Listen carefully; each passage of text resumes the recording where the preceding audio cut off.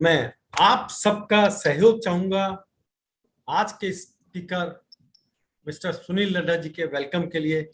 दोस्तों, आपका भी बहुत बहुत वेलकम है। और आज आपके पास एक स्पेशल स्पीकर मैंने बुलाया है जो बहुत डाउन से शुरू हुए। उनकी स्टोरी तो उनसे सुनेंगे, लेकिन आपको एक चीज बतानी जरूरी कि कंटिन्यू लगातार 14 टाइम्स 14 बार एमडीआरटी कर चुके हैं।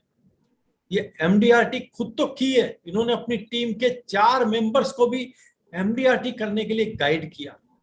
और आज इन्होंने प्रॉमिस किया है कि सर, मैं जितने लोग यहाँ आ रहे हैं उन सबको गाइड करूंगा। इस साल 2023 जो हमारी एमडीआरटी कहलाएगी, या 31 दिसंबर 2022 से पहले आप सब भी सुनने वाले व्यूअर्स, आपकी भी एमडीआरटी होगी। तो दोस्तों, एक बार कमेंट बॉक्स में वेलकम कीजिए मिस्टर सुनील लड्ढा जी का। मिस्टर सुनील, आपका बहुत बहुत वेलकम है। यस, थैंक यू आज के सेशन में बहुत सारे लोग देहरादून, उत्तराखंड, पंजाब, महाराष्ट्र, राजस्थान, मैं देख रहा हूं बहुत सारी जगह से लोग इस समय यूट्यूब पर आपके वेलकम के लिए आए हुए हैं।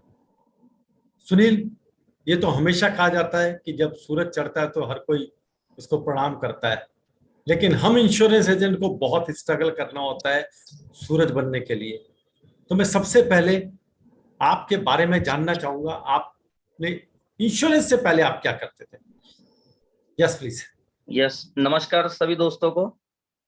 मैं इंश्योरेंस के पहले मेरी जो स्टोरी है, एक्चुअली मैंने जो स्टार्ट किया था, मेरा एजुकेशन है डी फार्म। मैंने डी फार्म किया और उस समय मेरा पोजीशन ऐसा था कि मेरा छोटा भाई 12th में था और मैं डिप्लोमा हो गया था। Okay. And I am gold medalist in D farm.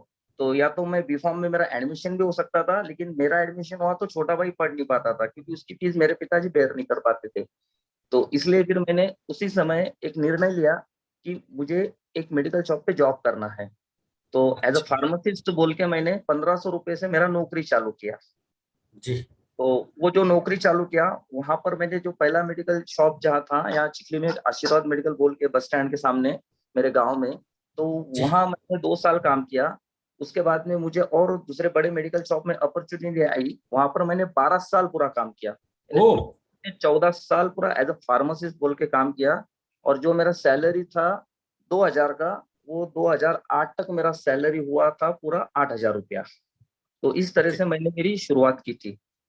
और खास बात ये मैं बताना चाहता हूँ शर्मा जी कि हमारा जो फैमिली बैकग्राउंड था, फैमिली बैकग्राउंड पहले कैसा था, ऐसा राजे रजवाड़ों जैसा था हमारे दादा पुरखों का।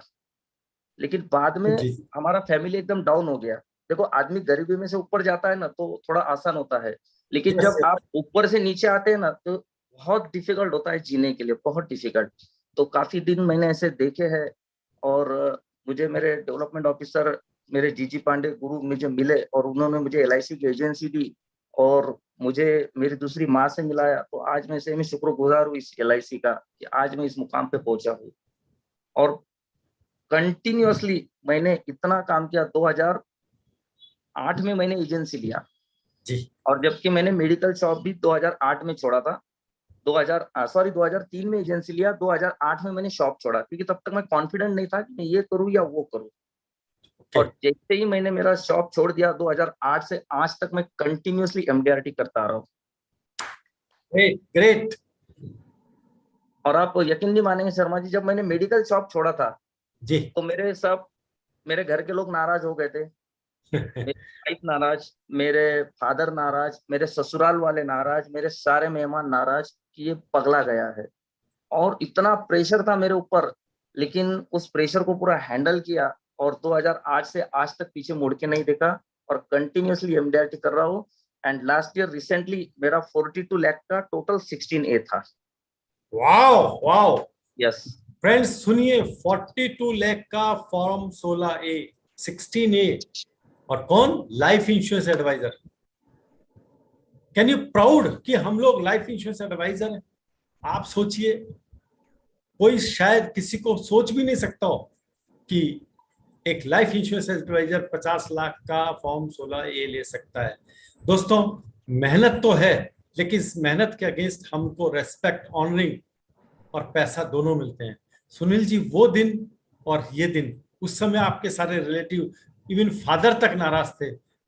आज वो कैसा सोचते हैं आपके बारे में, आपकी फैमिली? नहीं, आज तो बहुत प्राउड फील करते हैं। और रिसेंटली 2017 में मेरे फादर का डेथ हुआ, बट इतने सेटिस्फाइड हो गए थे, वो इतने सेटिस्फाइड हो गए थे।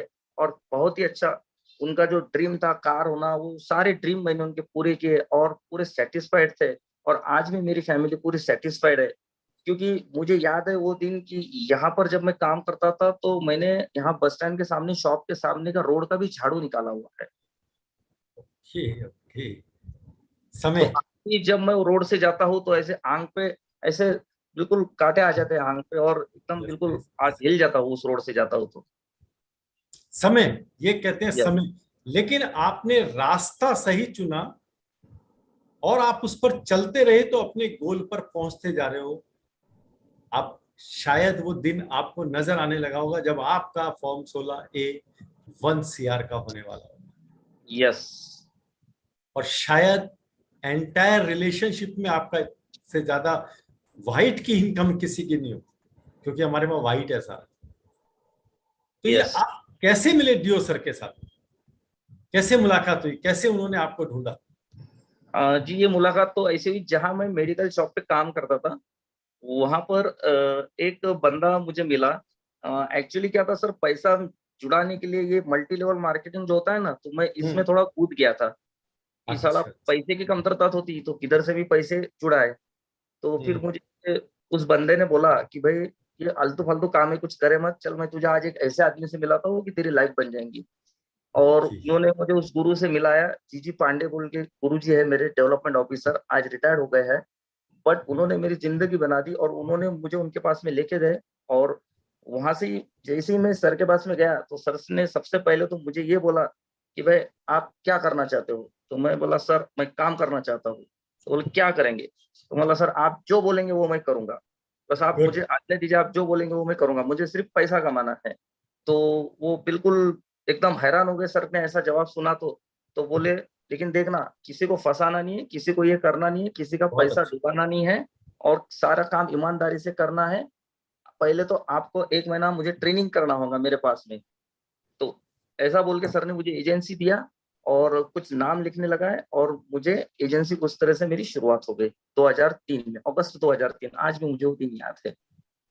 2003 में शुरुआत हुई, तो पहले साल का संघर्ष हमेशा याद रहता है। यस। तो कैसा रहा, किस तरह से आपने अपने क्लोज में काम किया या नोन में काम किया?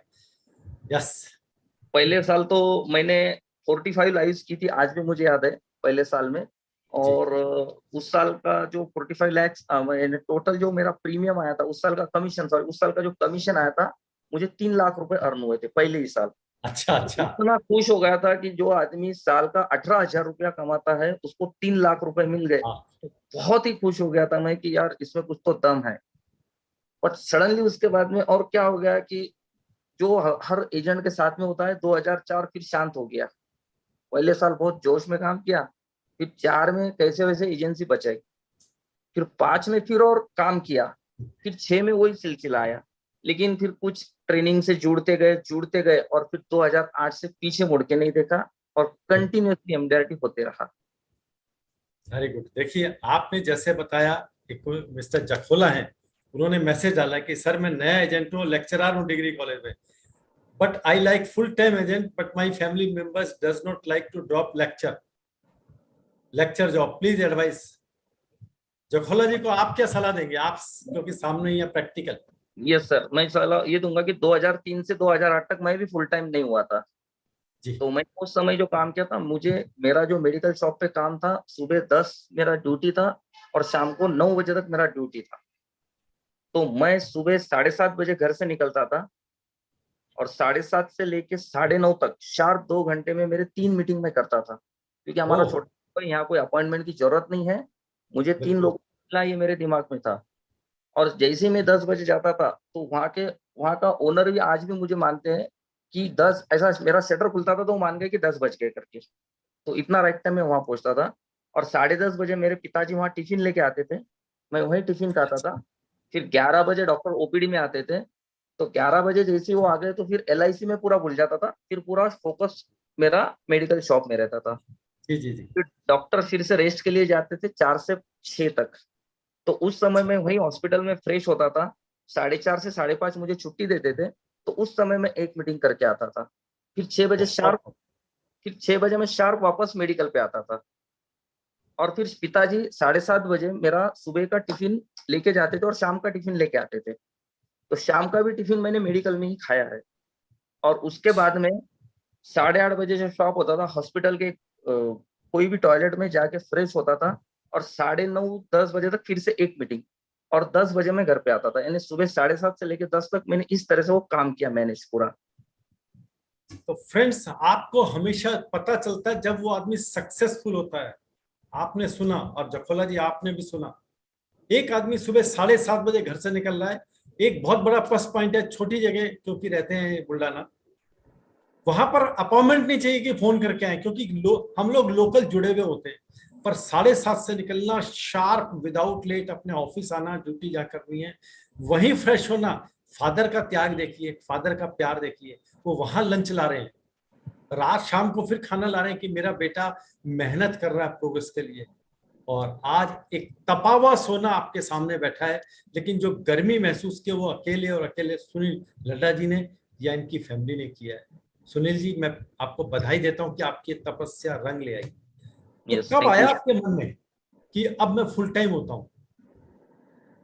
जैसे 2003 से 2008 तक मैंने ये जाना कि अभी मेरा रिन्यूअल कमीशन, कि जब तक मेरा जो सैलरी था 2008 तक मुझे 4,000 सैलरी हुआ था, जी। तो 50,000 रुपया मैं देख रहा था कि सालाना, और जब तक मेरा रिन्यूअल हो गया था 70,000। तो ओके। मैं ये सोचा कि अब 70,000 तो मुझे आना है कुछ भी करे तो व्हाई नॉट ड्रॉप, मैं क्यों नहीं ड्रॉप करूं। तो बड़े जी। दिल, क्योंकि वहां भी इतने मतलब क्लोज रिलेशन थे कि उनको भी मैं छोड़ नहीं सकता था डॉक्टर को। ओके। मतलब इतना रिलेशन हो गया तक मेरा बोलने का भी हिम्मत नहीं हो रहा था कि मैं यहाँ से जा रहा हूँ करके। बट उन्होंने भी मुझे अप्रिशिएट किया, मेरे प्रोग्रेस में सपोर्ट किया कि ठीक है तो कोई तो भी सब्स्टिट्यूट दे, अगर तेरा प्रोग्रेस हो रहा है तो तू जा सकता है। तो उन्होंने बहुत, और जो भी करना है हमसे स्टार्ट कर, उन्होंने और अरे मुझे वाह। अपॉर्चुनिटी दी। और बहुत। उनकी अपॉर्चुनिटी की वजह से मैं वहां से छूट पाया, उन्होंने बहुत सपोर्ट किया। और उस सपोर्ट की वजह से मुझे घर में थोड़ी नाराज हुई, लेकिन उन्होंने ही घर में आके मेरे समझाया कि डोंट वरी, हमने इसको देखा है काम करते हुए, ये बच्चा बहुत आगे जाएगा, आप चिंता मत करिए, और कुछ भी हुआ तो हम बैठे हुए हैं। ऐसा उन्होंने घर में आश्वासन भी दिया, प्रॉमिस भी किया। तो इस तरह से मैंने ये देखा कि कैलकुलेशन लगाया कि भाई मेरा रिन्यूअल जितना है, जितना मुझे सैलरी आ रहा था, अभी मैंने वो छोड़ दिया। लेकिन सुनील भाई, ये जो लोग जैसे आपने बताया उन्होंने आपको इतनी सपोर्ट की, ये वो यस, लोग हैं जिनके पिरामिड पे चढ़ के हम ऊपर दिखते हैं, लेकिन शायद हम इनका ऋण, एहसान कभी उतार नहीं सकते। बिल्कुल नहीं उतार सकते। और यही लोग हमें आगे भी ले जाते Yes. हैं। तो सुनील, चलिए, जॉब छोड़ दी, फुल टाइम आए। ये एमडीआरटी के सफर का जोश कैसे शुरू हुआ? कहां से आपको लगा एमडीआरटी होगी? यस, 2008 से कुछ ट्रेनिंग इंस्टीट्यूट से जुड़ गए, ट्रेनिंग करने लग गए। जी अभी जी। यहाँ ट्रेनिंग तो ऐसा था कि मेरा डेवलपमेंट ऑफिसर हमें बम्बई भेजना ही था। अभी बम्बई जाना तो हम लोगों को तो डर लगता था। घर से बोल रहे थे भाई तुम्हें मुंबई जाना है तो जेब में पहले इधर पैसे रख, कुछ इधर रख, वहां मुंबई में बड़ी चोरी होती है। और हमारे डेवलप यहाँ से सर 10 किलोमीटर के बाद में एक नाका रहता है, वहां से हमको गाड़ी मिलता था। ओके। तो हमारे डेवलपमेंट ऑफिसर वहां तक छोड़ने आते थे, और गाड़ी जब तक 30 किलोमीटर आगे नहीं जाती वो वहां तक पीछे आते थे कि साला ये वापस ना आ जाए। तो वो वहां तक हमारे डीओ में फॉलोअप करते थे। गांव आता था जहां वो गाड़ी रुकती थी, खाना खाती थी, फिर आगे बढ़ती थी, तब तो वो रिटर्न आते थे। मतलब सर को रिटर्न आते थे 12 बजते थे डीओ को घर पे। और जब जाके, और सर ने इतना सपोर्ट किया है कि सर का एक मुंबई में हमारे नसीब से उनका एक फ्लैट था, क्योंकि हमारे अच्छा। पास रहने के पैसे नहीं रहते थे। तो जी सर हमें 3-3 4-4 के ग्रुप में भेजते थे, और सर फ्लैट की चाबी देते थे, और हम बिंदास वहां रहते थे। और वहां से हमने ट्रेनिंग चालू किया। और जब 2008 में ये कुछ सन्मुखानंद हॉल में हमने सुना कि कुछ अचीवर्स ऐसे रहते हैं, नहीं तो हम सोचते थे दिल्ली वाला ही एमडीआरटी कर सकता है, मुंबई वाला ही एमडीआरटी कर सकता है, बेंगलोर वाला ही एमडीआरटी कर सकता है। बट वहां पे हमने देखा कि ऐसे ऐसे लोगों को देखा एमडीआरटी करते हुए, तो वहां से कुछ विजन खुल गया कि यार ये तो हम भी कर सकते हैं। तो फिर वहां से जी। हमने बड़ा बोलना चालू किया, और ज्यादा मेहनत चालू की, और एमडीआरटी का सिलसिला चालू हुआ 2008 से। गुड। पहला जैसे हम पहली बार फादर बनते हैं ना, एक अलग ब्लेसिंग लगती है भगवान की, ऐसे ही जब हमारी पहली एमडीआरटी होती है तो हम बहुत इमोशनल होते हैं। यस। कैसा लगा जब आपके ब्रांच मैनेजर या डीओ सर ने आपको फोन किया हो या कहा हो सुनील बेटे आप एमडीआरटी हो गए? सर शर्मा जी, आप बिलीव नहीं करेंगे कि उस दिन बहुत रोया मैं, खुशी के मारे इतना रोया। साथ में मेरी फैमिली, मेरी वाइफ, मेरे पिताजी, मेरे मदर बहुत रोए। इतना वो प्राउड फील कर रहे। अभी भी मुझे बोलते बोलते मैं बहुत इमोशनल हो रहा हूँ कि वो जो एमडीआरटी था वो मैं कभी नहीं भूल पाऊंगा। And that is the turning of my life. Yes. कि वहां से मेरी लाइफ पूरी टर्न हुई, और इतना हम लोग खुश हुए, इतना खुश हुए कि मैं सोच नहीं पा रहा था कि मैंने ये हासिल किया है करके। और क्योंकि फिर एप्रिसिएशन जो मिलता है अपने एलआईसी में जी जी। एमडीआरटी होने के बाद में, वो एक चीज अलग।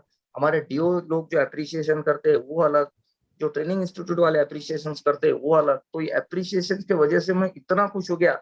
अभी एक ही मुकाम था कि भी इसको टिकाए कैसे, बस आगे जी यही था कि इसको टिकाना है, बस ये करना है, इसको कंटिन्यू करना है। तो बहुत वो खुशी तो मैं बिल्कुल भूल नहीं सकता। जब डीओ सर ने एक मीटिंग ली तो हम 2 लोग उस साल एमडीआरटी, सॉरी 4 लोग हमारे डीओ टीम के हम एमडीआरटी बने थे। तो सर ने भी फैमिली गेट टुगेदर रखा था, सत्कार रखा था। एसडीएम सर आए थे हमारे मीटिंग को। तो बिलीव मानिए सर कि चारों के फैमिली मेंबर इतने रोए वहां ट्रॉफी लेते हुए सर के हाथ से, क्योंकि चारों भी हम फर्स्ट टाइम हुए थे। ओके। लेकिन एक बहुत बड़ा कामयाबी टच करना रियली एक इमोशनल बात होती है। मुझे बिल्कुल। खुद याद आ गया कि मैंने 2008 में जब पहली बार एमडीआरटी की थी तो ऐसे ही इमोशनल था। यस। लेकिन सुनील भाई, पहली बार एमडीआरटी होगी, बहुत मेहनत की होगी, पर उसे रोक के रखना, क्योंकि आप तो कंटिन्यू आज तक वो रोके हुए हो। तो उसके लिए अब आपने क्या एक्सरसाइज शुरू की, जो मेरे एडवाइजर दोस्त जो इस समय सुन रहे हैं उनके लिए एक मैसेज हो कि वो भी कैसे कर पाए? यस। सर एक ये जैसा इन सब लोगों ने एक अपनी एक पिक्चर आई थी, मुझे याद आ रहा है, उसमें एक डायलॉग था, entertainment entertainment entertainment. Yes yes. तो मैंने उससे ही सीखा कि जो मैं ट्रेनिंग कर रहा हूँ, इम्प्लीमेंट इम्प्लीमेंट इम्प्लीमेंट। तो बस वो जो बोला है विश्वास रख के वो किया है, और एमडीआरटी होते गया है। बस जो बोला गया वो किया। मतलब मुझे बोला गया है कि भाई आपको बैठ के नाम लिखना है तो नाम लिखे है। आज भी अगर आप देखेंगे, इस जी ये मेरे बाजू में ही रखा हुआ है, इस पर भी मैं रोजाना नाम ऐड करता हूँ। अभी मेरा एक जो चालू है, अभी इसमें मैंने क्या है कि अभी अप्रैल में एक स्ट्रेटजी चालू है मेरा अभी, कि अप्रैल मंथ में, जैसा अप्रैल मंथ अभी गया है, भाई 0 से लेके 25 साल तक जिनके बच्चे हैं उनका जन्मदिन है, तो उन सबको मैंने अप्रोच किया। फिर मई मंथ में ओके। एक लिस्ट मेरी है। इसी तरह से मैंने पूरे 12 महीने की लिस्ट बना के रखी है। बहुत अच्छा। ये पूरी 12 महीने की मैंने लिस्ट बना के रखी है। दूसरा मैंने और एक किया है कि भाई जिनका एज 50 हो रहा है उनका एक लिस्ट बना के रखा है। जी। और एक सबसे अच्छी बात मैं अभी कर रहा हूँ, ये भी फाइल मेरे सामने दिए कि आप पढ़ रहे होंगे, तो future gap analysis. Yes yes yes yes. मैं इन सबका ऐसा एक डाटा बना रहा हूँ। इनका जो कॉम्प्रहेंसिव इंश्योरेंस चार्ट हम जो बोलते हैं, हाँ जी। ये सीखे जा रहा हूँ। और कि सर बस आपके साथ में एक रिव्यू मीटिंग करना है ऐसा बोल रहा हूँ। एक जो भी मेरे एग्जिस्टिंग क्लाइंट है हाँ किसके साथ में एक रिव्यू मीटिंग मुझे करना है, जी। और मैं आपका डाटा लेके आ रहा हूँ। तो इस तरह से बस एक फ्यूचर गैप एनालिसिस जो बोल के कि भाई आपकी मैच्योरिटी कब कब आ रही है, आपका आज का इतना रिस्क कवर है 50 लाख, जैसी एक मैच्योरिटी हो रही है मान लो 2 लाख की पॉलिसी, यहाँ की उम्र में आपका 48 लाख है। तो जी। ऐसा करते करते उसका जो इंश्योरेंस है ऑलमोस्ट 60 या 65 तक खत्म हो रहा है हर बंदे का। हाँ जी। वहीं पर मैं अपना उमंग फोकस कर रहा हूँ, बस यही मेरी एक स्ट्रेटजी अभी। Great great. तो फ्रेंड्स, आप सबने सुना, आपको एक आइडिया दिया इन्होंने कि आप रिव्यू मीटिंग करें। उनका इंश्योरेंस खत्म हो रहा तो एक ही इंश्योरेंस सिस्टम है हमारे पास और बेस्ट है, उमंग, जो 100 की एज तक उनको पैसा भी देगा और 100 तक कवर भी रखेगा। देखिए किस तरह से नए ढंग से मिस्टर सुनील लड्डा उसको प्रेजेंट कर रहे हैं। आपको एक नया आइडिया दिया इन्होंने, इसको नोट कीजिएगा। सुनील जी, प्रोस्पेक्टिंग ये तो पुराने हो गए, लेकिन नए नाम कहां से ला रहे हैं आप तो बहुत छोटी जगह रहते हैं जहां तक मुझे पता है। Yes yes. तो ये नए नाम कहाँ से मिल पाते हैं, मेरे दोस्त कहाँ से लाएं सुनने वाले? जी नए नाम तो देखो इस तरह से लाते हैं, जैसे रिसेंटली कल आपसे बात हुई थी शर्मा जी, जी जी। कि जैसा अभी हमारे यहाँ, मैं माहेश्वरी समाज से बिलोंग करता हूँ, तो हमारा एक महेश नवमी बोल के उत्सव रहता है। ओके। तो वो 8 तारीख को है, लेकिन ये सैटरडे संडे होने से सब प्रोग्राम हमने अरेंज किया और उसमें मैं पार्टिसिपेटली मतलब एग्रेसिवली पार्टिसिपेट करता हूँ। तो मैंने वहाँ आयोजन किया, cricket tournament, badminton tournament, chess tournament, ये सारी टूर्नामेंट मैंने आयोजित की। और आप बिलीव नहीं मानेंगे, कल पूरा दिन, आज का पूरा दिन मैं उसमें बिजी था। जस्ट ये आपने मुझे आज लाइव का मैंने प्रॉमिस किया तो 5 मिनट पहले यहाँ मैं पहुंचा हूँ। और आज ये होने के बाद में मुझे फिर से उधर फंक्शन में जाना है, क्योंकि आज फंक्शन 11 बजे तक चलने वाला है, 11:30 बजे तक। तो ये सारे जब हम पार्टिसिपेट करते हैं तो लोगों से इंटरेक्शन होती है, लोगों से बातचीत होती है, नए लोगों से मुलाकात होती है। और सबसे बातें करता हूँ कि आपको पार्टिसिपेट करना है, आपको पार्टिसिपेट करना है, आपको इसमें करना है, आपको उसमें करना है। मतलब मैं आगे जाके उनको बोलता हूँ कि आपको करना है। तो इस तरह से वो प्रोस्पेक्टिंग आती है। इसके पहले 2 महीने पहले मैंने एक एक्टिविटी और की थी कि मेरे जो फर्स्ट स्टैंडर्ड से लेकर 10th स्टैंडर्ड तक जितने भी मेरे क्लासमेट थे, हाँ जी। तो हमने लोनावाड़ा में एक गेट टुगेदर रखा था। अरे वाह। तो बाकायदा मैं लोनावाड़ा 2 बार जाके आया। वहाँ लोनावाड़ा में पूरा अरेंज हम लोगों ने किया और पूरा कंट्रीब्यूशन से किया। मतलब ऐसा नहीं कि मैंने ही खर्चा किया, पूरा कंट्रीब्यूशन से हुआ। सब लोगों को सिर्फ इतना है कि उसमें लीडरशिप लिया, आगे होके सब कुछ किया। और इतना अच्छे तरीके से प्रोग्राम हुआ उसमें। वहां पे हमने 2 नाइट हम लोग वहां रुके थे। तो अच्छा। टोटल हमारे क्लास में कुछ 28 लोग थे, तो वहां पर 14 ही लोग आए थे। तो हम 14 लोग, लेकिन इतना हमारा वहां पे पार्टिसिपेशन हुआ। फिर हमने 3 घंटे का एक सेशन रखा था कि अभी आप आपके लाइफ में क्या कर रहे हो, आपके बच्चे क्या कर रहे हैं। क्योंकि सब ऐसी एज में ना कि सबके बच्चे अभी 12th हो चुके हैं, कोई किसी का ग्रेजुएशन हो चुका है। और 2 लोग तो ऐसे कि जिनके बच्चों की शादी भी हो गई। आज मेरा भी एज 48 है। हाँ जी, हाँ जी। ये हिसाब से ये जो एक्टिविटी होती है तो इससे नाम मिलते जाते हैं। तो जी। कुछ ना कुछ इस तरह से हम एक्टिविटी करते रहते हैं। तो इस तरह से नए नाम आते रहते हैं। तो फ्रेंड्स देखिए, प्रोस्पेक्टिंग का एक आइडिया सुनील जी ने दिया। आपको सोशल होना होगा, अपनी सोसाइटी में जुड़ना होगा। जैसे सुनील जी माहेश्वरी समाज को बिलोंग करते हैं, आप भी किसी समाज को बिलोंग करते होंगे। आप उस समाज को जोड़ने के लिए क्या कर रहे हैं? इंश्योरेंस नहीं, समाज के लिए क्या कर रहे हैं? इन्होंने, जब मेरी बात हुई तो इन्होंने कहा सर सैटरडे को मैंने क्रिकेट मैच रखा हुआ नाइट, अभी बताया बैडमिंटन, शतरंज। तो हमें कभी कभी अपनी इंश्योरेंस पॉलिसी को पीछे रख के समाज के लिए आगे आना पड़ता है। और जब हम समाज के लिए इससे जुड़ते हैं तो लोग हमारे साथ अपने आप आते हैं। आपको प्रोस्पेक्टिंग के लिए अलग से मेहनत नहीं करनी पड़ती, लोग आपको सर कहते हैं। क्यों सुनील भाई, सही कह रहा हूं मैं? यस जब यस आप लीडर बनते हैं तो लोग जुड़ना चाहते हैं। यस। पॉलिसी तो बाई प्रोडक्ट है। सुनील जी, आपने खुद तो एमडीआरटी की है, कोई ऐसी सेल जो आपको याद आती हो कि यार मैं सोच नहीं रहा था और बढ़िया सेल हो गई? कोई यस सेल अचानक बड़ी सेल हुई हो? यस जी, कोई हो तो उसे शेयर कीजिए, क्या बात हुई वहां, प्लीज। यस। एक 2014 की मेरी सेल है जो मुझे आज भी याद है, 8 साल पुरानी। जो कि जी जी। इंश्योरेंस का टोटल 3 करोड़ का। लेकिन जो उनका अच्छा। इनकम था वो माइनस में था 3 साल का। 3 साल का जो ओके। आईटीआर हम देखें ना, तो वो माइनस में था। जी पहली बात तो उनसे अप्रोच इस तरह से हुआ था कि भाई उनका क्या था कि भाई मेरा एक आदत है, मैं जहां पर भी जाता हूँ ना, भले ही वो मेरे से जुड़े ना जुड़े, उसका डाटा मैं पूरा ले लेता हूँ और कंटिन्यूअसली उसको सर्विसिंग। जैसा आज मेरे पास में 6 लोगों का स्टाफ है, मैं उसका जी। जी कॉम्प्रेहेंसिव चार्ट बनाता हूँ। उनको कंटिन्यूअसली उनके रिमाइंडर हम लोग देते हैं। कंटिन्यूअसली वो इंश्योरेंस दे या ना दे, लेकिन उसको रिमाइंडर देना ये मेरा काम है। जी एक बार जी। मेरे पास में उसका डाटा आ गया तो वो जवाबदारी मैं समझता हूँ ये मेरी हो गई। मैं एक मानता हूँ कि ये जो बातें हैं तो ये तो हमको करना ही होगा सर, क्योंकि सर्विस तो देना ही होगी। सर्विस के बगैर तो हम ये दुनिया में जी नहीं सकते। तो वो सेल मुझे उस तरह से है कि जबकि उनका एक जो पॉलिसी था, ये दूसरे ब्रांच का था जो यहाँ से मेरे ब्रांच से करीबन 300 किलोमीटर दूर था। अच्छा। तो वो पॉलिसी उनका किसी रिश्तेदार ने निकाला था और उसने इंश्योरेंस एजेंसी का काम बंद कर दिया था ओके। और वो पॉलिसी उनका लैप्स हो गया था। तो मैंने उनको रिमाइंडर भी दिए थे, लेकिन वो बोलते हैं कि ठीक है वो मेरा रिश्तेदार है, उसने शायद भर दिया रहेगा। मैं सर बोला मेरे पास में प्रीमियम पॉइंट, मैं चेक किया ये ऑनलाइन लेकिन ये नहीं भरा हुआ है। तो जी ठीक है, उन्होंने उसको फोन किया, फिर ये क्या, फिर उनको सब दिखाया मैंने LIC से लाके। तो बोले इसको क्या कर सकते हैं, वो रिवाइव किया। जिसे वो रिवाइव किया तो उनका विश्वास आ गया कि यार हम इसको कुछ दे ही नहीं रहे, फिर भी ये हमको सर्विस दिए जा रहा है, सर्विस दिए जा रहा है। तो वो क्लाइंट से मैंने जब, लेकिन पूरा जब उसका डाटा लिया तो फिर दिखा कि साला मैंने प्रपोज तो कर दिया 3 करोड़ का, बट जब देखा कि इनका बैलेंस शीट माइनस में है, पहले साल का इनकम 10 लाख, दूसरे साल का इनकम 8 लाख और तीसरे साल का इनकम -6 लाख, ओह माइनस लिखा हुआ आया उस आईटीआर में। बट फिर उनसे पूछा भाई ये किस तरह से हुआ, क्या हुआ आपका, ऐसे माइनस क्यों आया? जी। तो उन्होंने बताया कि यार मैंने एक प्राइवेट लिमिटेड कंपनी लिया है, अच्छा। प्राइवेट लिमिटेड कंपनी लिया है। हाँ अभी जी। वो उन्होंने लिया था, वो लॉस मेकिंग था। अभी उसको कुछ उभरने के लिए तो मुझे प्रॉफिट जब आएगा तब आएगा, लेकिन आज तो मैंने उसको लिया तो वो माइनस में है। हम्म, ठीक है, एलआईसी तो ये नहीं चाहती कि भाई ये क्या है क्या नहीं, एलआईसी देखती है कि ये आदमी इसका लायबल है या नहीं है जी इंश्योरेंस जी का। जी जी।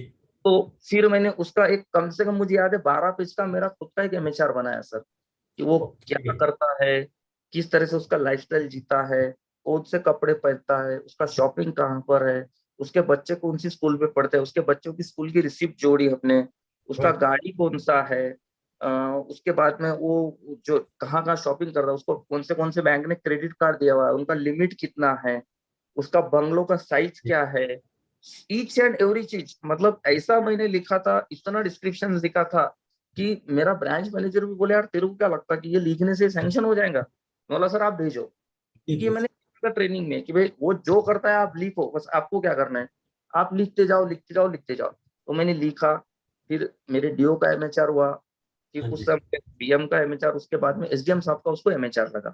तो एसडीएम साहब ने भी वो देखा। और सर आप यकीन मानिए पहले ही इसमें वो एट वार हो गया। वाओ।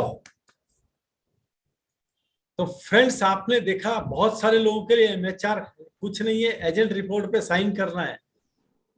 कितने पेज लिखे इन्होंने, और हर चीज, बच्चे की फीस, क्रेडिट कार्ड, कौन सी गाड़ी, कहाँ जा रहा है, क्या कर रहा है, घर बंगला, तब जाकर के माइनस माइनस आईटीआर पर भी केस पास होते हैं। तो आज सुनील भाई ने आपको बहुत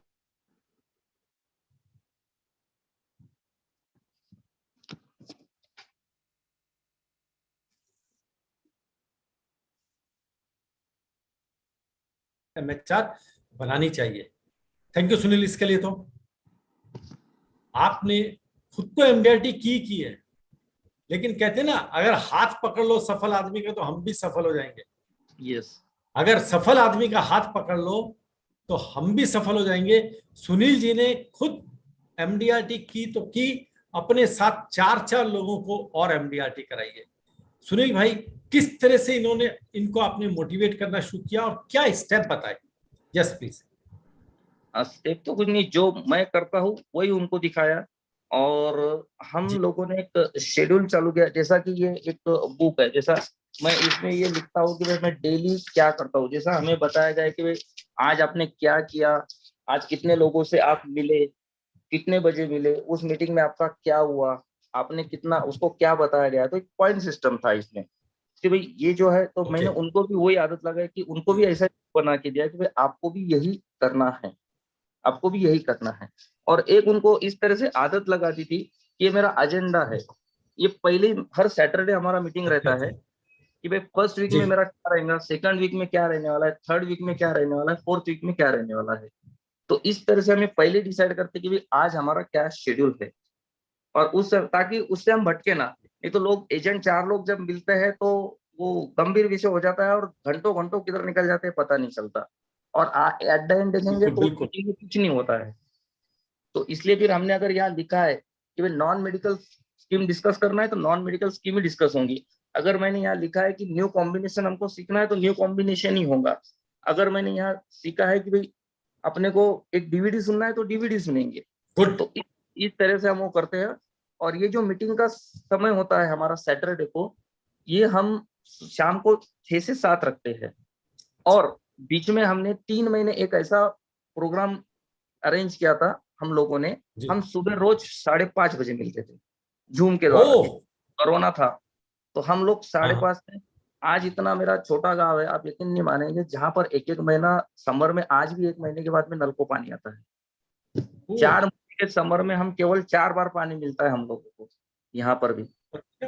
ओके। लेकिन फिर भी मैंने यहाँ पर ये सब मेरे लिए नया था, ये टेक्नोलॉजी।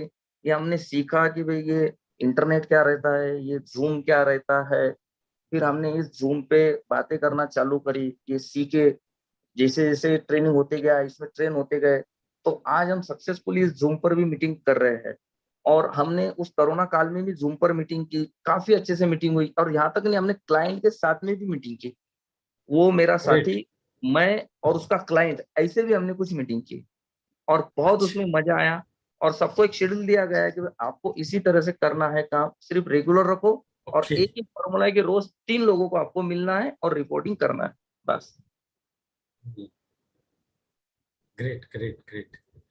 तो कई बार मेरे फ्रेंड्स, अभी एक मैसेज भी आ गया कि सर रोज 3 आदमी, पहले तो 3 आदमी मुश्किल, ऊपर से हर आदमी से पॉलिसी की बात करनी, ये कैसे संभव हो पा रहा है? 3 आदमी ढूंढना, फिर उनसे पॉलिसी की बात भी करना, रोज 3 मीटिंग कैसे? आप, एक क्वेश्चन है हम दोस्तों का।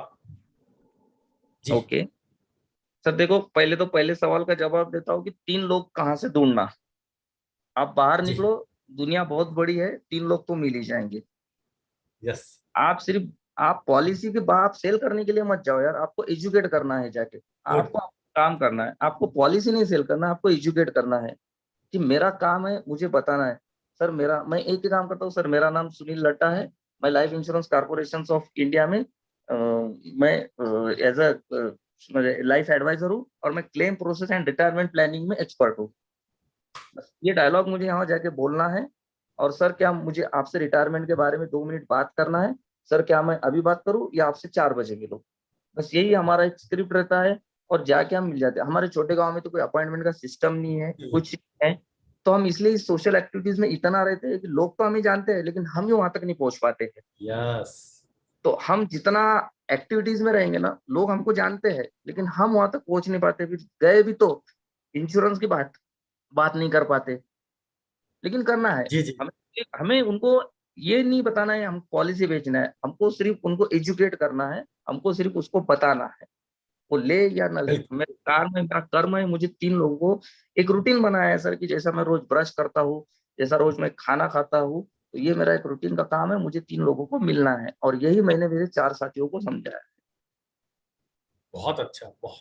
फ्रेंड्स, अब आप देखिए जरा स्ट्रगल, एक व्यक्ति जिसके गांव में पानी नहीं आ रहा है, हम लोग अपनी फैसिलिटीज है, जरा सुनील भाई का रहन सहन की फैसिलिटी का फर्क देखें। आज वो एमडीआरटी कर रहा है, कंटिन्यू कर रहा है, कि कैसी जगह रह रहे होंगे कि वहां पानी तक नहीं मिल पा रहा है। मेन है माइंड सेट। मुझे वो काम एमसीडी का है ना, पानी देना सरकार का काम है, वो नहीं कर रही, मैं तो अपनी ड्यूटी करूं। 3 आदमी को एजुकेट करना है इंश्योरेंस के लिए, 3 आदमी को एजुकेट करना है कि भाई क्या बेनिफिट है, क्या हम ये अपनी ड्यूटी कर रहे हैं। अगर आप अपने आप को ये सोचे, सामने वाला नहीं, मैं अपनी ड्यूटी करूं जो सुनील भाई कर रहे हैं। सुनील, कभी कभी ऐसा भी होता है कि बहुत मेहनत की, या विश्वास होता है कि यार ये पॉलिसी तो मैं कर ही लूंगा, और वहां से निगेटिविटी भी आती है, बहुत सारे लोग नो कहते हैं। इस नो का सामना विदाउट डिप्रेशन खुशी से कैसे करते हैं? ये लोगों की समस्या है सर, नो बहुत कहते हैं लोग। सर जैसे ही कोई नो मिलता है, मैं तो ये जी कि सोचता हूँ मेरा काम है दिखाना, वो ले ना ले, भगवान उसका भला करे। तो मैं क्या करता हूँ, ऐसा अगर कुछ निगेटिविटी आती है, जैसा आपने देखा होगा कि भाई कोई जब डॉग ऐसा पानी में जाता है, पानी में जी जी जाता है जी। और बाहर आता है, तो ऐसा वो झटक देता है। तो ऐसी कुछ निगेटिविटी आती है, तो मैं एक्चुअली क्लाइंट के घर के सामने वैसे ही कर देता हूँ कि भाई चलो ठीक है, इट्स ओके, मेरा काम था, मैंने बताया, लेना नहीं लेना आज नहीं तो कल वो मेरा क्लाइंट होने वाला है, ये मुझे पता है। ठीक है, आज उसकी भी कोई मजबूरी हो सकती है, उसका भी कुछ एक्चुअल प्रॉब्लम हो सकता है ना, कोई जेन्युइन प्रॉब्लम उसका हो सकता है। लेकिन ठीक है, आज ना कल वो मेरा क्लाइंट होगा, ये मुझे विश्वास होना चाहिए।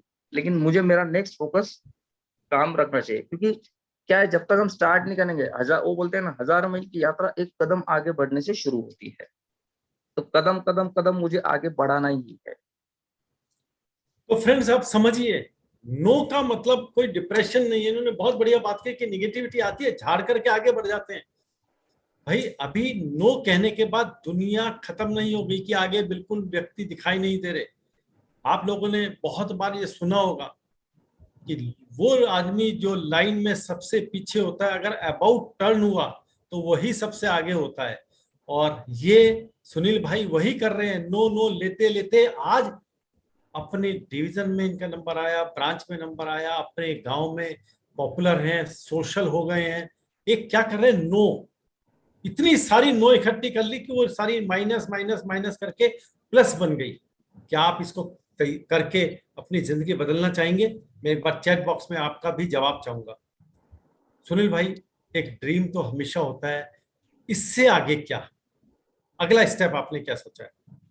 यस, इससे आगे अभी मेरा एक ड्रीम है। मेरे घर में मेरी 4 एजेंसी है। ओके।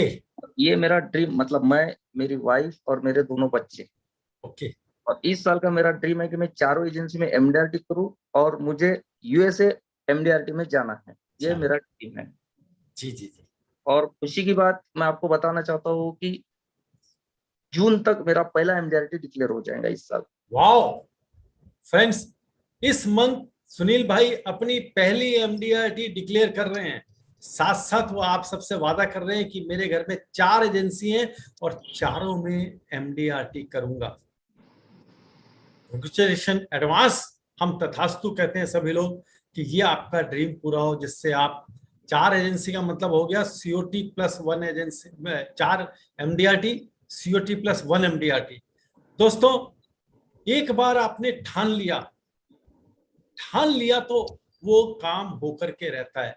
बस आप अपने को मजबूत रखो, माइंड सेट रखो कि मैं इससे पहले रुकूंगा नहीं। सुनील भाई, इसके क्योंकि लिए एक बात और बोलना चाहता हूँ सर, क्योंकि यस ये यस। पासपोर्ट मैंने सेकंड टाइम रिन्यूअल किया, 10 साल के बाद में होता है, लेकिन अभी तक उस पर कोई ठप्पा नहीं लगा है। तो अभी रिसेंटली मैंने वो फरवरी महीने में रिन्यूअल किया है, अच्छा। चारों का भी। हाँ, हाँ बनाया हाँ। तो एक पहले से, क्योंकि विश्वास था मुझे तो जाना है। जी बना के पता जाना है, ये पता था, लेकिन अभी तक ठप्पा नहीं लगा। लेकिन ये 4 इसीलिए करना है कि हम चारों को साथ में जाना है, और चारों में ठप्पा लगा क्या। यस। देखो फ्रेंड्स, ड्रीम कि हम पूरी फैमिली लेकर के चारों जाएंगे, चारों के पासपोर्ट के ऊपर ठक्का ठप्पा लगना है, एमडीआरटी यूएस जाना है। दोस्तों, कितना बड़ा ड्रीम आपको लाइफ इंश्योरेंस एडवाइजर बनने पर मिलता है। आप इंश्योरेंस का काम करते हैं, कोई बिजनेसमैन इनसे बड़ा बिजनेसमैन भी ये ड्रीम लेकर नहीं चलेगा। हर बार उसे लगेगा कि यार मैं करूंगा क्या। हमारा वहां जाने के बाद भी ऑनरिंग हो रही है। तो आपने इन चारों के लिए क्या स्ट्रेटजी बनाई, 3 व्यक्ति मिलने के अलावा क्या नई स्ट्रेटजी के साथ आप काम कर रहे हैं?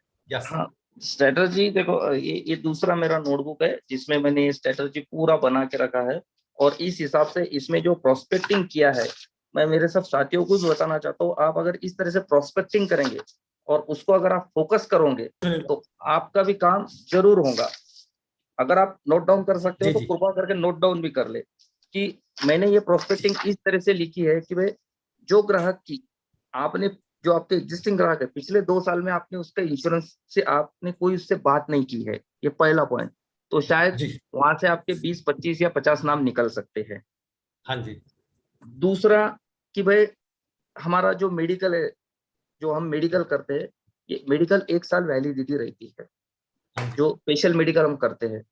तो जी जी। जैसा अभी चल रहा है हमारा जून मंथ, तो पिछले मई तक के हमने, जुलाई से लेके मैंने आज तक के कितने मेडिकल किए हैं, पिछला जो मैंने किया, तो उनको और इंक्रीज इंश्योरेंस हम दे सकते हैं, जिसमें हार्डली एक आधा यस। HIV कुछ मेडिकल लग सकता है।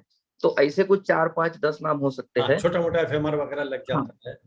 तीसरा एक यस यस लिस्ट यस, मैंने ऐसा बिल्कुल मेरे बिल्कुल। इसमें किया है कि मेरे क्लाइंट में अभी तक 80cc उनका फुल हुआ नहीं है, 1.5 लाख से उनका जी। प्रीमियम कम है। तो ये एक स्ट्रेटजी मैंने बनाई है। और तीसरा कि भाई, इस चालू साल में जैसा मैंने आपको बताया कि जी। वो 18 साल का होने वाला है, ऐसे मेरे क्लाइंट के बच्चे। ओके। तो ऐसा एक लिस्ट मैंने बनाया है। ठीक। और एक पहले ही मैंने बताया कि जिनका उम्र 50 साल होने वाला है। 50 क्यों? क्योंकि हम लोग बहुत जानते हैं कि जीवन आनंद जैसा प्लान 50 साल के बाद में हम लोग नहीं दे सकते। तो इसलिए हम जीवन आनंद वहां जाके फोकस कर सकते हैं। ठीक। तो ये ऐसी एक लिस्ट बनाई है मैंने। और तीसरा कि भाई, एक मुझे कुछ जो मेरे अच्छे कस्टमर है, मैंने नाम निकाले मेरे जो अच्छे कस्टमर है, आज जो मेरा 4,000 क्लाइंट बेस है, लेकिन इसमें से मेरी कुछ ऐसी फैमिली है 102 कि ये मेरे अधिकार की फैमिली है। तो मुझे इनसे दो दो लोग रेफरेंस लेना है। और इस साल जैसे मेरे पास में, मैंने जो डाटा अपलोड हम करते हैं, पूरा डाटा मेंटेन करते हैं, तो किसका SB, किसका मैच्योरिटी आने वाला है, ये सारी लिस्ट पहले से ही निकाल के रखी है। देखो मेरा काम है अप्रोच होना, बताना, यस उनका यस यस। नेफ्ट जमा करवाना, देना नहीं देना उसका काम, एटलीस्ट मेरा काम तो हो जाएगा, हम उसका नेफ्ट तो जमा करवा दे। तो ऐसी एक लिस्ट भी मैंने उसमें जी जी जी, निकाली है। और बिल्कुल। आज से 2 साल तक मैंने जिन जिन लोगों को प्रेजेंटेशन दिए लेकिन अभी तक क्लोज नहीं हुआ है, तो वापस मुझे उधर जाके रीओपन वो सेल करना है। तो ऐसा मैंने कुछ स्ट्रेटजी ये बनाया है। तो इस स्ट्रेटजी के साथ में मैं वो काम करने वाला हूँ।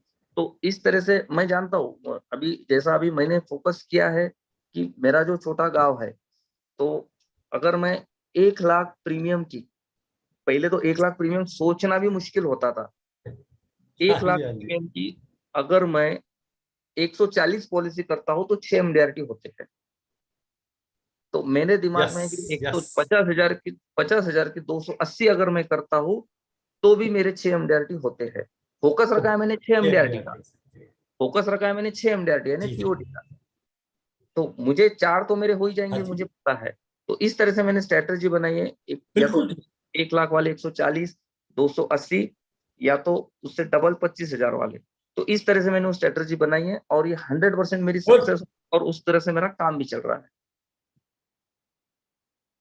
बहुत बढ़िया फ्रेंड्स। देखिए कितना, जब आपको गोल पता है मुझे कहाँ जाना है, उन्होंने पूरा कैलकुलेट किया। अगर 1 लाख वाले हैं तो कितने, 50,000 वाले तो कितने। तो दोस्तों, क्या आपने अपने गोल को इस तरह से बांटा है? आज आंख खोलने वाला सेशन सुनील भाई ले रहे हैं, पूरी स्ट्रेटजी दे रहे हैं। चार चार लोगों को एमडीआरटी बना चुके हैं, बट कैसे? जब उन्होंने इनको माना, तो क्या आप सुनील भाई के दिए हुए रास्ते को मानने को तैयार हैं? डेली 3 मीटिंग, सुबह 7:30 से 10 बजे ही कर लेते थे। नो एक्सक्यूज, कोई बहाना नहीं चलेगा। आप अगर इतना करेंगे तो आपकी एमडीआरटी नहीं, टीओटी कोई नहीं रोक सकता, जो सुनील भाई कर रहे हैं। सुनील भाई, एक विजन होता है। आज आपने 4 कराया तो कल जरूर आप 10 कराओगे, 15 कराओगे, 20 कराओगे। कैसा लगता है जब आपकी टीम और आप जीतते हैं? आपकी ब्रांच में, आपके डिवीजन में किस तरीके से आपको रेस्पेक्ट की निगाह से देखा जाता है? कैसा फील करते हैं? ये सर बहुत रिस्पेक्ट मिलता है, क्योंकि ये तो कहीं पर भी जाओ काम करने वाली की कीमत होती है। ये तो दुनिया की रीत है, जो जी जी, काम करेगा उसकी कीमत होती है, जो काम नहीं करेगा उसकी कीमत कोई बिल्कुल नहीं करता। तो लेकिन देखो काम तो बिल्कुल। हमें करना ही है। और LIC जो है ना सर, में इतना रिस्पेक्ट करती है काम करने वाले का। अगर हम काम करते रहेंगे मतलब बहुत रिस्पेक्ट होता है, बहुत अच्छा फील होता है, कहीं पर हमारा कोई काम नहीं अटकता, कुछ नहीं होता और बढ़िया से होता है। यस। और ये तो मेरे 4 लोग हुए, लेकिन एक बात और मैं शेयर करना चाहता हूँ कि हमारे जी ब्रांच में हमारा 8 लोगों का ऐसा ग्रुप है जो बिलोंग्स जी, करते हैं अलग अलग, कोई डेवलपमेंट ऑफिसर का है, कोई CLI का, ऐसा हमारा 8 लोगों का ग्रुप है। मतलब एक अच्छा डीओ के अच्छा। नहीं है, एक डीओ के नहीं है। हाँ, और ठीक है। एक कोई एक दो गांव से है, यहाँ से 40 किलोमीटर छोड़ के कोई 2 गांव से, ऐसा अलग अलग गांव से है। मतलब अच्छा तीन एक अच्छा, गांव से और 2 और दूर से, इस तरह से है। लेकिन हम लोग ठीक। भी जी हर जी जी वेनसडे हम एक दिन मिलते हैं जी, और बस एक में का ठीक है। हिसाब लेते हैं कि भाई क्या किया है तूने, क्या किया पिछले, ये हम सब लोग इसमें से सब लोग MDRT है ये 8 के 8। लेकिन हम हर हाँ एक को जी, हिसाब किताब पूछते हैं भाई चल तेरा क्या हुआ, क्या हुआ पिछले हफ्ते, तूने क्या क्यों अटका, किधर अटका। और एक खड़ा होता है, अगर अच्छा। उसका काम होता नहीं तो 7 लोग उसको सवाल पूछते हैं। वहां कोई स्ट्रेटजी नहीं, कोई प्लानिंग नहीं, बस क्यों किया नहीं, रीजन बता भाई क्या हुआ है, काम क्यों नहीं हुआ, इतना ही बता। बस इतना ही हम लोग पूछते हैं उसको। तो ये भी हमारा बहुत अच्छा वर्क होता है। कहीं कोई दिन मैं रुकता हूँ, कोई दिन मेरा दूसरा साथी रुकता है, लेकिन मुझे पता है कि साला वेनसडे जाके मुझे जवाब देना है। अगर 7 लोगों को, एक आदमी को जवाब देना आसान है, लेकिन 7 लोगों को जवाब देना मुश्किल है। तो देखिए फ्रेंड्स, इन्होंने अपने ऊपर एक चेकलिस्ट बनाई कि 8 लोगों का एक ग्रुप बनाया। अलग अलग डीओ सर से हैं, लेकिन ब्रांच के एक ही हैं। कोई कहीं का, लेकिन तुम अगर काम नहीं कर रहे तो बता क्यों नहीं कर रहे। जब आपके पास चेकलिस्ट होती तो आपको भी लगता है करना चाहिए। क्या आप आज सुनील भाई की इस मेहनत को एक जवाब के रूप में देंगे कि सर मैं भी एमडीआरटी करूंगा? यस। आप लगभग 300 लोग इस समय लाइव हैं। क्या 300 लोग वादा करने को तैयार हैं? सुनील भाई आज आपको बता रहे हैं 5-5 पेज की एमएचआर, कोई एक्सक्यूज नहीं। छोटा सा गांव जहां हफ्तों में पानी आता है, कोई गर्मी सर्दी बरसात नहीं, केवल एक चीज है, मैं एमडीआरटी कैसे करूंगा। तो क्या आप इस चैलेंज को लेने के लिए तैयार हैं? 300 लोग। सुनील भाई क्या मैसेज देना चाहेंगे लास्ट में? मुझको पता है आपको फिर यहाँ से दोबारा भागना अपने समाज के उसमें, यस। तो देखो क्या साथियों, मैसेज देना चाहेंगे आप? मैसेज तो यही देना चाहता हूँ कि भगवान ने अगर तुम्हें यहाँ भेजा है तो कुछ करने के लिए भेजा है, और आप सही में खुश नसीब हो कि आप एलआईसी में आ गए। बहुत ही खुश नसीब हो। अगर आपने यहाँ नहीं किया तो आप कहीं पर भी नहीं कर सकते। ये ऐसा प्रोफेशन है, आप ये चैलेंज के साथ मैं बोलता हूँ कि इसके अलावा और कहीं पर भी पैसा नहीं है। यस। वो कुछ है वो यही है, क्योंकि सारे धंधे करके बैठा हुआ ये आदमी यहाँ आपके सामने बैठा हुआ है। मैंने दुनिया का ऐसा कोई मल्टी लेवल मार्केटिंग नहीं था कि जो मैंने नहीं किया। कोई ऐसा चीट फंड नहीं था कि जो मैंने नहीं किया। सब कुछ करके ये आदमी यहाँ बैठा हुआ है। क्योंकि ओके। देखो सारी ठोकरें खा के यहाँ बैठा हुआ है। क्योंकि देखो मुझे तो पिछले पाप भी धुलाने के थे लोगों के, क्योंकि हम्म। मैं तो इतनी कठिन से फेस किया कि जहां गया मुझे वहां एमएलएम का अगर मेरा किस्सा निकलता है ना, तो साला मुझे वहां खड़ा नहीं करता था, चल भाग यहाँ से साले, पहले बहुत फंसाया है तूने हमारे को। अच्छा। लेकिन उस सारी बातों को ओवरकम किया, लोगों का विश्वास जीता, और विश्वास जीत के आज बहुत अच्छा काम कर रहा हूँ। आज लोगों का बहुत विश्वास मेरे ऊपर है, और यहाँ जो है ना वो कहीं नहीं है, ये मैं मानता हूँ। तो यही मेरा मैसेज है साथियों, हम बहुत खुश नसीब है कि हम इस दुनिया में आए, और दूसरे हम खुश नसीब है कि हम एलआईसी में आए। एलआईसी में है। दोस्तों आपके सामने के एक्सपीरियंस आदमी जिसने बहुत सारे लोग एमएलएम, चिट फंड सब जगह धक्के खा लिए और समझो हर जगह नुकसान करके एक इमेज भी खराब हुई, वापस से आए, दुनिया से फिर मुकाबला किया, सामने पड़े और आज स्टैंड लेकर के अपने ही समाज में एक आइडियल व्यक्ति बन चुके हैं। क्या आप ऐसा करना चाहेंगे? क्यों दोस्तों, आपका क्या जवाब है? आपके लिए बहुत सारे मिस्टर राजू मास्टर, मिस्टर वैभव, बहुत सारे मैसेज मैं आपके लिए देख रहा हूँ। थैंक यू के मिस्टर राजू मास्टर हैं, मे भी आप जानते हो, एक्सेलेंट सेशन आपके लिए लिख रहे हैं। आपके कुछ ब्रांच के भी लोग थे जिन्होंने मैसेज आपका नाम लेके किया है। मैं सभी को थैंक यू करना चाहता हूँ, और आइए हम सब ब्लेसिंग दें। सुनील भाई का जो सपना है 6 MDRT का, वो जरूर जरूर पूरा हो। सुनील, मुझे उम्मीद है आपको इतनी सारी ब्लेसिंग इस सेशन के बाद मिलने वाली हैं कि आपका MDRT। यस, थैंक यू दोस्तों, आप सबका मुझे ब्लेसिंग चाहिए कि मैं जल्द से जल्द मेरे एमडीआरटी पूरे करूं, और हम विथ फैमिली सब यूएसए जाए।